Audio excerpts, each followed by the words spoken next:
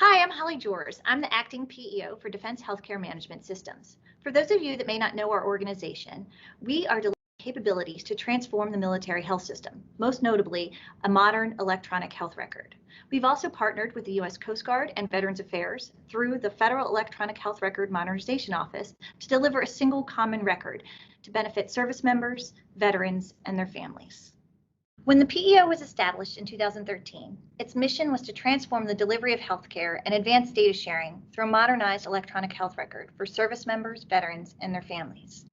And while we're well on our way to delivering the new EHR, we've also grown the scope of our mission to encompass much more than the electronic record, to include solutions for the operational medicine community and DHA operations. It is about getting the right data in the hands of the right person to make the right decisions, whether those are clinical, in support of the line for medical operations, or business focused. We're now at a time where we want to transform how we deliver those capabilities. And that's why I'm talking to you, our industry partners. As ONC makes it clear in the 2025 Federal Health IT Strategy, and learning from our many private sector colleagues, the electronic health record is only the beginning of the health IT journey. It's foundational. And now is the time for the PEO to prepare to take the next steps. As anyone who's done it knows, implementing an electronic health record is hard, and we know what comes next will be an even bigger challenge. We've done some amazing things with our partners, but the best organizations are passionate about constantly raising the bar. And now more than ever, it's apparent how critical our health is to our national well-being and our national security. All of us need to be focused on making contributions that deliver the best healthcare at the best value. And I want the technology and the capabilities we deliver to be a force multiplier. I want to make it IT you don't have to think about. From a resource perspective, we must face the fact that if we want to make meaningful contributions to health IT, we are in competition for talent with the best tech organizations in the world. And our culture, our relationships that we create, they help us attract and retain the best talent, both for our government, civilians, and our industry partners. The status quo will not get us where we need to be. And in order to cement this new culture, we're shifting the paradigm in how we form and maintain these relationships. Instead of a traditional approach of dictating specifications, labor categories, hours, and rigidly measuring compliance, we'll make every step of this process as open-minded and collaborative as possible.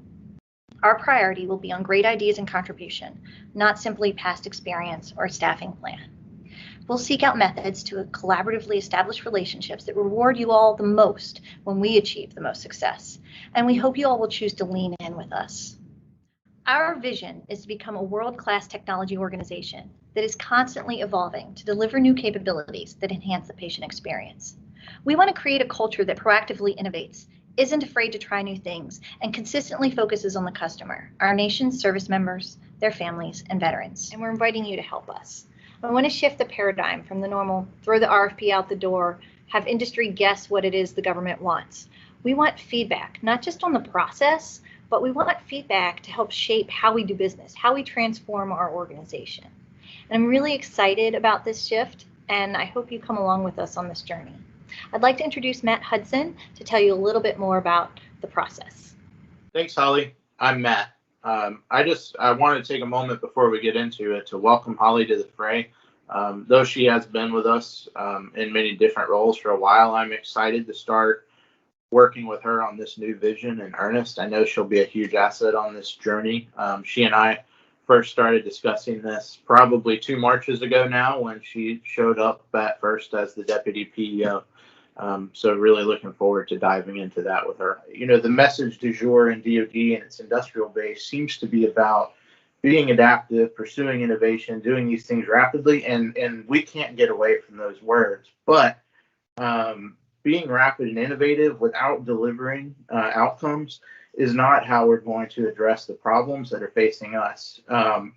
So we have really focused on getting the talent we need to, yes, be innovative and rapid, but we want to focus on delivering the best products to our users. We have a purpose in improving the lives of our patients, and it's an important one.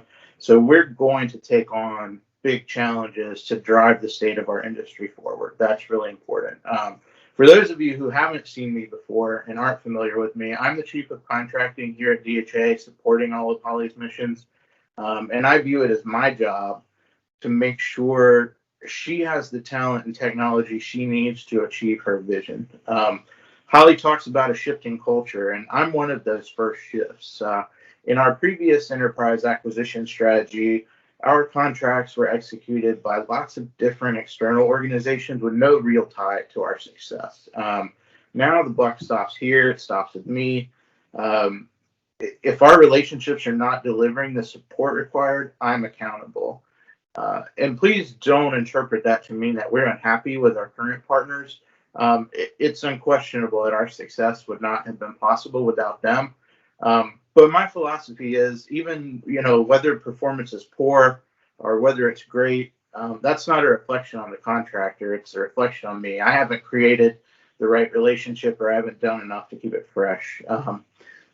We know currently we're incentivizing and rewarding the wrong things. We know we aren't giving you all the tools that you need to attract the people that we need. And we want to fix that.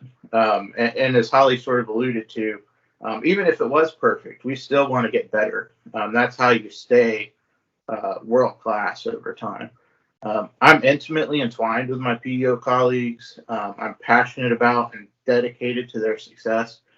So I will work tirelessly to fix those disconnects. I use our contracts. I watch my clients use these contracts.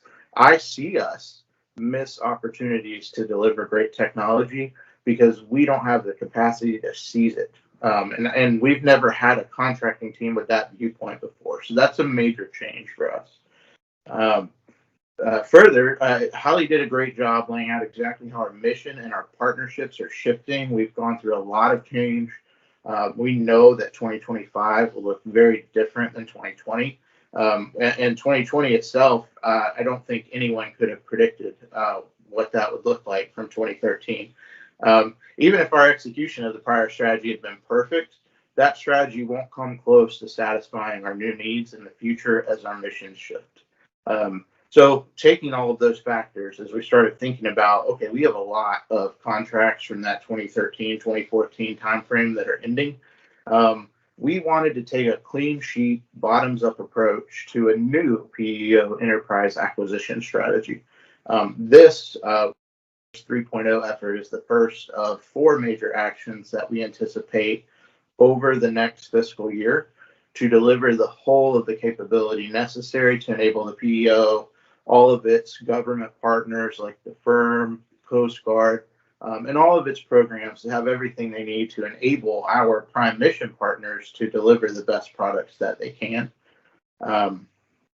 I know the urge will be strong for you to try and associate elements of this new approach to existing contracts from the prior strategy. But we really did not look at it that way. I can tell you for most of our prior contracts, I have never even seen the PWS, and we definitely didn't use them to develop this strategy. As you'll see, we don't even have a PWS for this effort yet. We're going to build that together with you all. What we did do is look at the new vision and strategy that the PEO has laid out and developed outcomes from the ground up to address this new era of requirements holistically. So I strongly encourage you to avoid the pitfall of trying to associate this action with any of those. And I'll just frankly say, we don't anticipate direct follow-on actions from any of the previous enterprise contracts. But even more importantly, if you do try to conceptualize this action by thinking about old actions, you're going to miss all of the fundamental shifts in what we're now seeking to do with this action. As we post more documents over the coming months, it will hopefully become clear. We're not doing service contracts. We aren't issuing new service contracts. We're not doing what they call ANAS or program support or whatever flavor of that term is used. There's a lot of different ones out there. The fundamental outcome of this procurement is going to be delivering the capability sets necessary to enable our missions. And we want it as a managed solution. You'll see all those terms defined a little bit better in the documents. We overwhelmingly are not going to procure labor hours or services, quote unquote services. We want solutions to capability gaps. The contractor or contractors, we haven't decided that yet for this effort, we'll deliver the talent pool as part of our unified workforce. And there'll be a force multiplier for the evolution to PEO 3.0, 3.1, 3.2, and so on.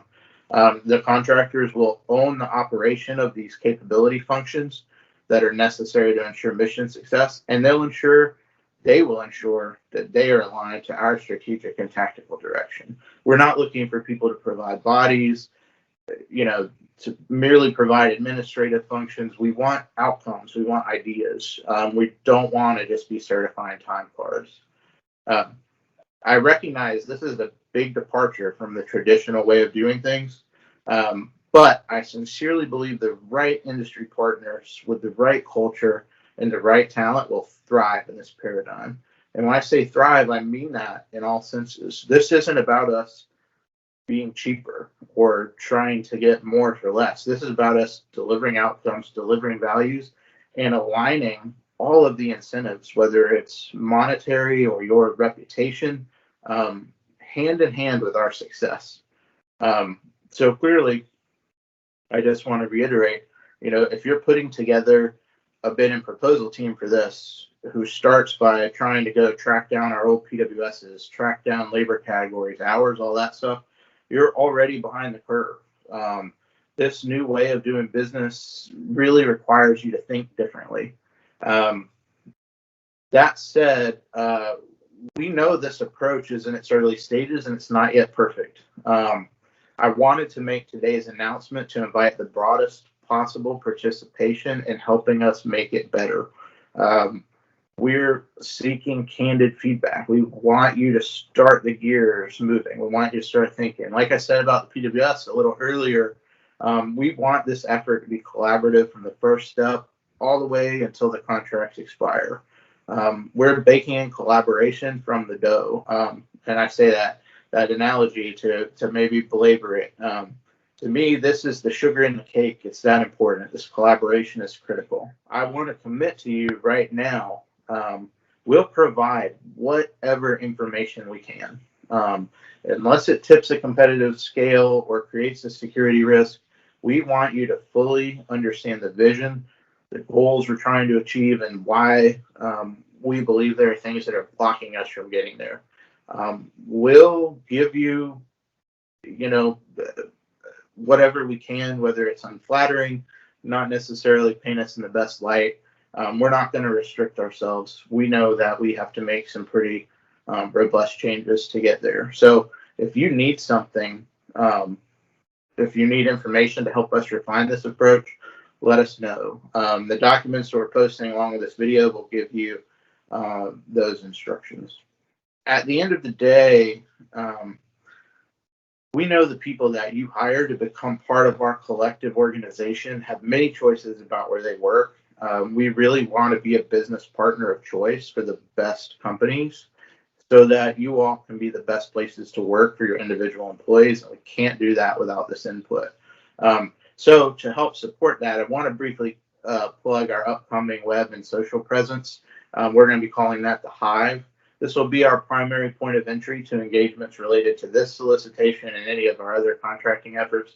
So please keep an eye on this announcement. We'll post here the updated details when that web presence launches. There's a lot of stuff I can't wait to share with you about how we're thinking that we want to get feedback on.